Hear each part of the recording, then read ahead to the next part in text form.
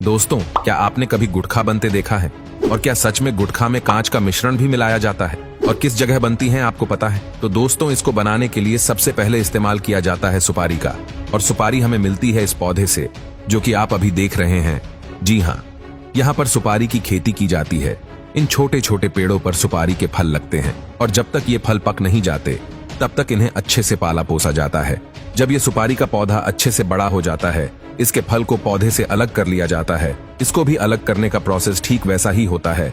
इसको आप पीट कर पेड़ से अलग किया जाता है।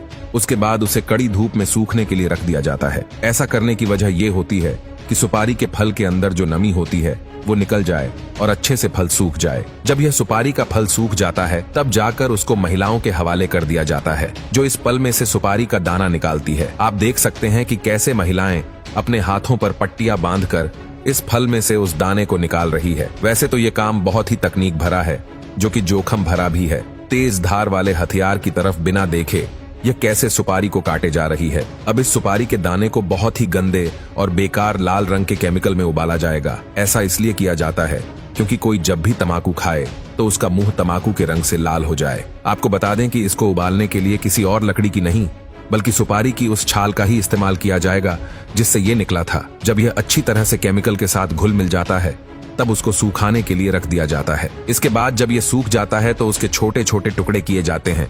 अब ये सुपारी तो तैयार हो गई है, मगर अब बारी है उसमें मिलाए जाने वाले तंबाकू की। तंबाकू को शुरू में बाहरी फ्रेम में उगाया जाता है, जिसे सीडबेड कहा जाता है।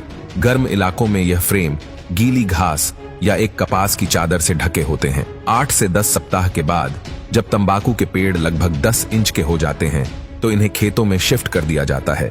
जैसे जैसे पौधे बढ़ते हैं उनके ऊपर का भाग काट दिया जाता है ताकि पत्तियां अच्छे से बड़ी हो जाए। इस प्रक्रिया को टोपिंग कहा जाता है।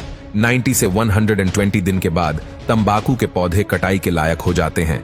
इसके बाद इन पत्तियों को फैक्ट्री में शिफ्ट किया जाता है, जहां पर इन्हें सुखाया जाता है, जिसको करने के लिए कृत्रिम गर्मी यानी कि आर्टिफिशियल हीट का इस्तेमाल किया जाता है।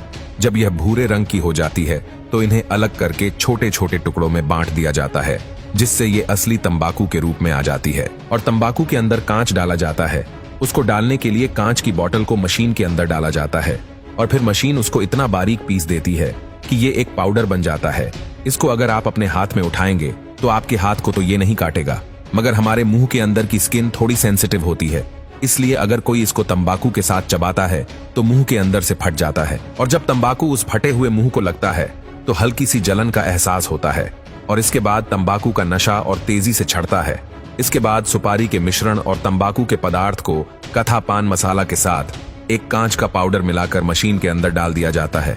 फिर इन्हें पैकेजिंग के लिए भेज दिया जाता है और छोटे छोटे पैकेट्स में रैप किया जाता है। तो दोस्तों, यह था पान मसाला बनाने का पूरा प्रोसेस। आपने देखा, इसमें सारी चीजें वो डाली जाती हैं जो हमारे शरीर को नुकसान पहुंचाने वाली होती हैं।